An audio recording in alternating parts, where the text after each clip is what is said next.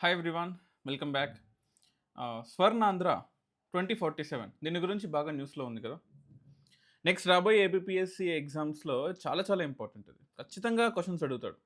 అసలు ఈ స్వర్ణాంధ్ర అంటే ఏంటి? అసలు ఎగ్జామ్కి ఈ స్వర్ణాంధ్ర విజన్ 2047 వికసిత్ భారత్ 2047కి అనుగుణంగా తయారు చేసుకున్నాం అనమాట. ఇన్ఫాక్ట్ చెప్పాలంటే అంటే ఇది ఒక షార్ట్ టర్మ్ ప్లాన్ కాదు, దీర్ఘకాల ప్రణాళిక. అంటే మనకు ఇదొక 5 year ప్లాన్స్ ఉంటుంది చూసారా, అలాగా ఒక దీర్ఘకాలిక సుదీర్ఘ ప్రణాళిక. అంటే it's not a short term, it's intensive planning for a long term అనమాట.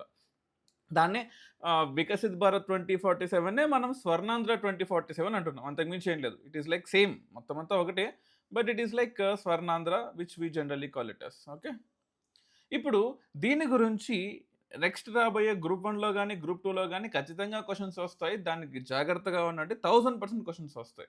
మరి ఎలాంటి క్వశ్చన్స్ రావచ్చు? ఫ్యాక్చువల్ బేస్డ్ క్వశ్చన్స్ రావచ్చు, లేకపోతే డెఫినేషన్స్ బేస్డ్ క్వశ్చన్స్ రావచ్చు, టార్గెట్ బేస్డ్ క్వశ్చన్స్ రావచ్చు, గ్రోత్ బేస్డ్ క్వశ్చన్స్ రావచ్చు.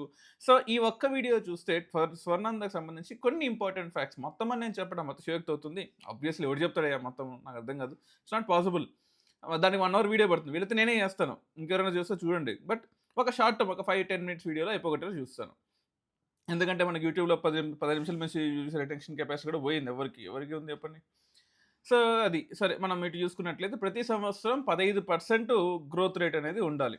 ఇది మనం యాన్యువల్ గ్రోత్ రేట్ 15% కొంచెం ఓవర్ అనిపిస్తుంది. బట్ మనం కూడా ఐఏఎస్, ఐపీఎస్ అవ్వాలనో, లేకపోతే మినిస్టర్లు అవ్వాలనో, ఎమ్మెల్యేలు, ఎంపీలు అవ్వాలనో ఎవరికైనా కోరిక ఉంటుంది. కోరిక ఉండడం తప్పు కాదు. దానికి అనుగుణంగా కష్టపడుతున్నావా లేవా అనేది ఇంపార్టెంట్. ఎవరికైనా కోరిక ఉండొచ్చు కదా. సో ఆర్థిక వృద్ధి రేటు ప్రతి సంవత్సరం 15% కన్నా ఎక్కువ వార్షిక వృద్ధి సాధించాలన్నమాట. ఇదొక్కటే కాదు, 2047 నాటికి 2.4 ట్రిలియన్, యూ కెన్ సీ 2047 టైంకి, అంటే దగ్గర దగ్గర ఎంత వస్తుందంటే 308 లక్షల కోట్ల ఎకానమీ, కోట్ల స్థాయికి తీసుకెళ్లాలనేది మన ఇదనమాట. దాంతోపాటు తల ఆదాయం అంటే వాళ్ళకి పర్ క్యాపిటల్ ఇన్కమ్, తలసరి ఆదాయం, తల ఆదాయం అంటుంటాము. పౌరుల అంటే మనందరం పౌరులమే కదా, ఎవడు నువ్వు నేను అందరం పౌరులమే. తలసరి ఆదాయాన్ని $42,000 అంటే దగ్గర దగ్గర 55 లక్షలకి పెంచాలా అని కోరుకుంటుంది. 55 లక్షల, కొంచెం టార్గెట్ పెద్దదే, కొంచెం అతిశయోక్తిగా ఉంటుంది. బట్ సాధించవచ్చు. ఇప్పుడు సాఫ్ట్వేర్ సంపాదిస్తున్నాడుగా, లేకపోతే ఒక సైంటిస్ట్ సంపాదిస్తున్నాడుగా, ఒక ఎమ్మెల్యే సంపాదిస్తున్నాడు కదా. ఎమ్మెల్యే అంటే శాలరీ విషయం కాదు, బట్ ఎవరైనా కానీ ఎమ్మెల్యేలో, ఎంపీలో ఇండియా మొత్తం సంపాదించుకుంటున్నాం కదా. మరి అంటే ప్రజలు ఎందుకు సంపాదించకూడదు? అన్యాయంగా కాదు, న్యాయంగానే సంపాదించాలి. సరే, ఇది ఒక వర్క్షాప్ పెట్టారు. ఈ వర్క్షాప్లో అసలు ఏం జరుగుతుంది ఇవన్నీ డిస్కస్ చేద్దాం. అసలు కొన్ని డెఫినేషన్స్ ఉన్నాయి, అవి ఎలా చూడాలనేది నేను చెప్తాను. ఫర్ ఎగ్జాంపుల్, ఈ కేపీఐ, కీ పర్ఫార్మెన్స్ ఇండికేటర్ అంటామన్నమాట. అంటే జనరల్గా ఏదైనా ఒక శాఖలు ఉంటాయి చూసారు, గవర్నమెంట్ రకరకాల శాఖలు ఉంటాయి. ఏదైనా ఒక శాఖ లేదా కొన్ని ప్రాజెక్ట్స్ కూడా ఉంటాయి.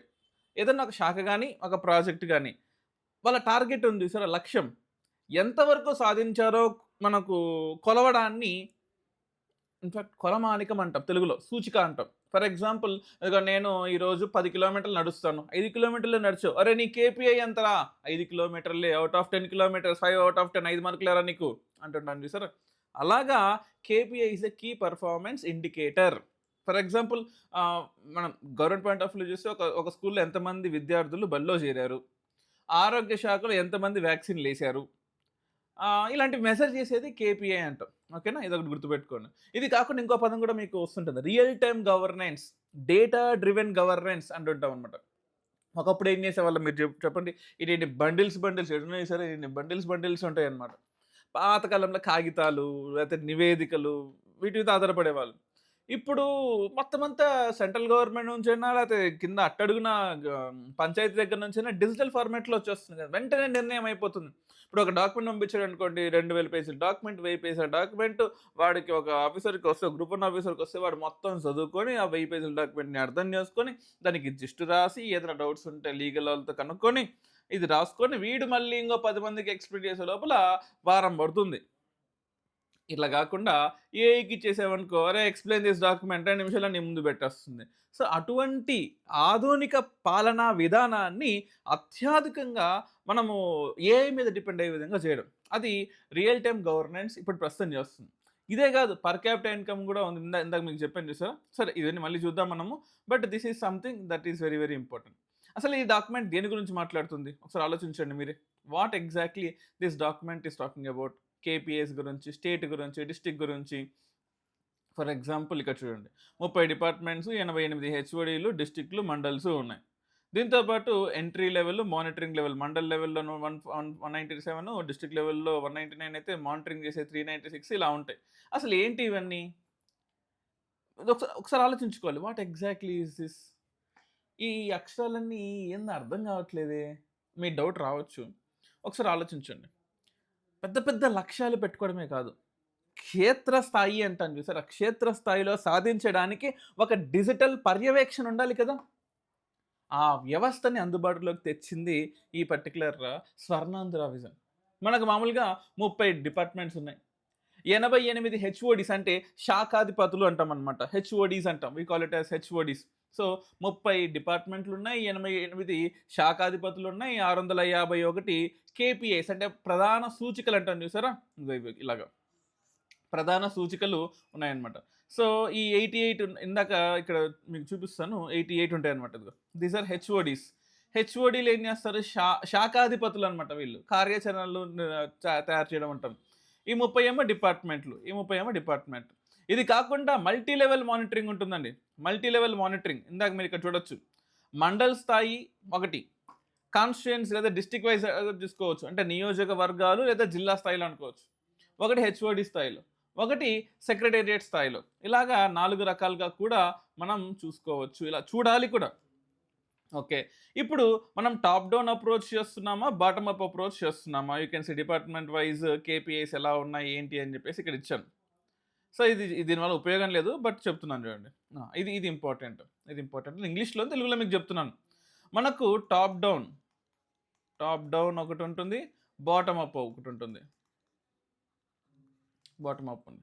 అదేంటి టాప్ డౌన్ విధానంలో లక్ష్యాలు ఎలా ఉంటాయంటే రాష్ట్రంలో హెచ్ఓడీలు ఉంటారు చూసారు. హెచ్ఓడీలు ఫస్ట్ టార్గెట్స్ పెడతారు, నిర్దేశిస్తారు.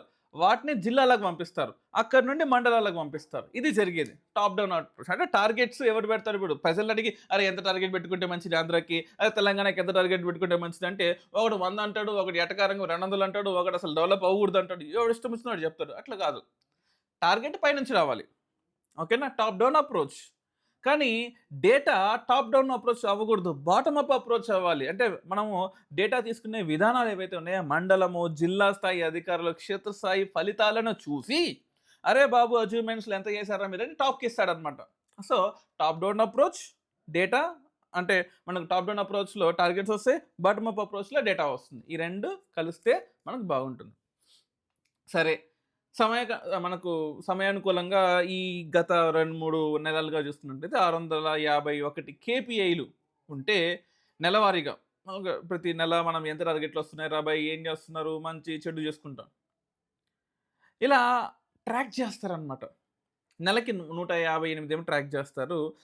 త్రైమాసికం అంటాం చూసారా? 98 లేదా సగం సంవత్సరం అయితే 72, మొత్తం సంవత్సరం అయితే 318 ట్రాక్ చేస్తూ ఉన్నారు. అంటే అకౌంటబిలిటీ ఉండాలి కదా! అరే డబ్బులు ఇస్తాం తీసుకోపోండ్రా, అరే మినిస్టర్ నువ్వు రా నీకు 10 కోట్లు, అరే మినిస్టర్ నువ్వు రా నీకు 10 కోట్లు, అరే బాబు ఎమ్మెల్యే నువ్వు తీసుకోరా, అరే బాబు ఐఏఎస్ నువ్వు తీసుకోరా అని ఇట్లా ఇచ్చేయడం కాదు కదా! మార్కర్ అప్రూవర్ మోడల్‌ని ఫాలో అవుతున్నాం. We are following marker approval model for this. This is very very important. ఓకేనా? సో, ఇదే నేను చెప్తుంది. రోల్స్ ఎవడెవడి రోల్స్ ఎట్లుండాలి అని చెప్పేసేసి. ఓకేనా? టార్గెట్స్ కూడా ఇంపార్టెంట్. ఫర్ ఎగ్జాంపుల్ ఇది మన దేశాన్ని పక్కన పెట్టండి. రాష్ట్రాన్ని ఎలా మార్చబోతుంది? ఇప్పుడు ప్రభుత్వ సంక్షేమ పథకాలున్నాయా? మౌలిక సదుపాయాలున్నాయా? రోడ్లు, బిల్డింగులు ఇవన్నీ ఉన్నాయా? ప్రాజెక్టులున్నాయా? పోలవరం ప్రాజెక్టో, పట్టిసీమ ప్రాజెక్టో, లేతే వెలిగొండ ప్రాజెక్టో ఉన్నాయా? ఎప్పటికప్పుడు ఆన్‌లైన్ డాష్‌బోర్డ్‌లో ఉంటుంది. అంటే నేను 10 కోట్లు ఇచ్చేసాను. 4 ఏళ్ల తర్వాత చూడండి అసలు ఇవ్వడం చేయలేదు. అట్లా ప్రతిరోజు ఎంత చేస్తున్నావు? ఈరోజు ఎంత చేసావు? ఈరోజు ఎంత చేసావు? ఈరోజు ఎంత చేసావు? అప్డేట్ ఉంది చూసావు. అది ప్రజలు మీరు నేను చూడొచ్చు. ఇప్పుడు దీనివల్ల అక్రమాలు తగ్గుతాయా?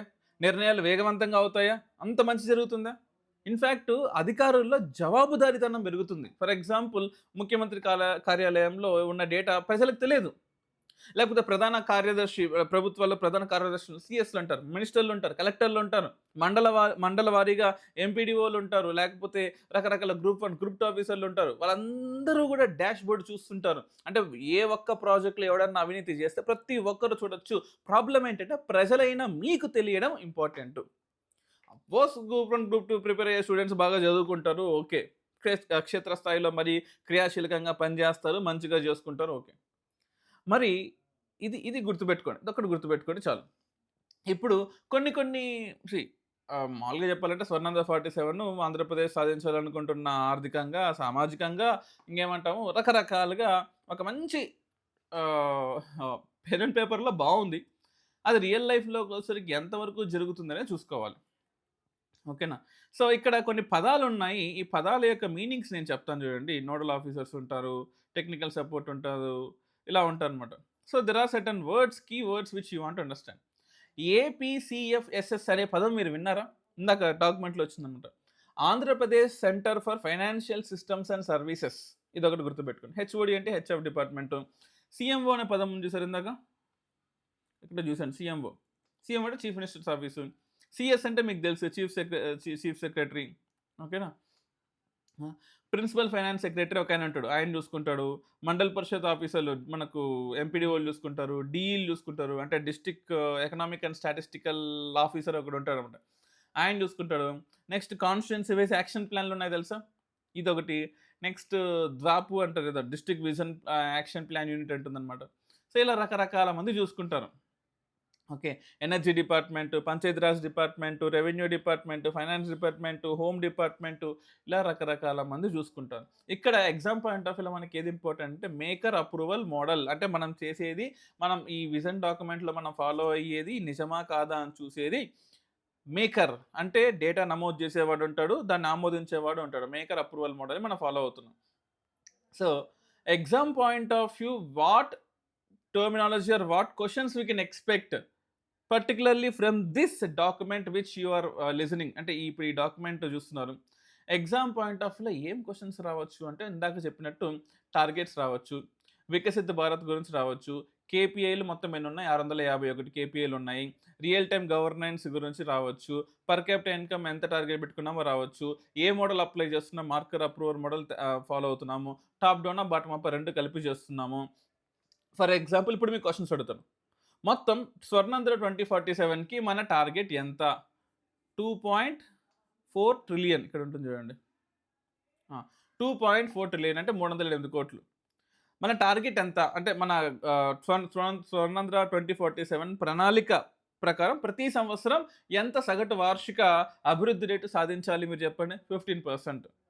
దాంతో పాటు ఆంధ్రప్రదేశ్ ప్రభుత్వం నిర్దేశించుకుంది చూసారా? ఒక తలసరి ఆదాయం అది తలకి ఎంత ఆదాయం సంపాదించాలని 42,000 అంటే దగ్గర దగ్గర 55,00,000 $42,000 మేబీ అప్పటికి మారొచ్చేమో డాలర్ రేట్ మారొచ్చేమో.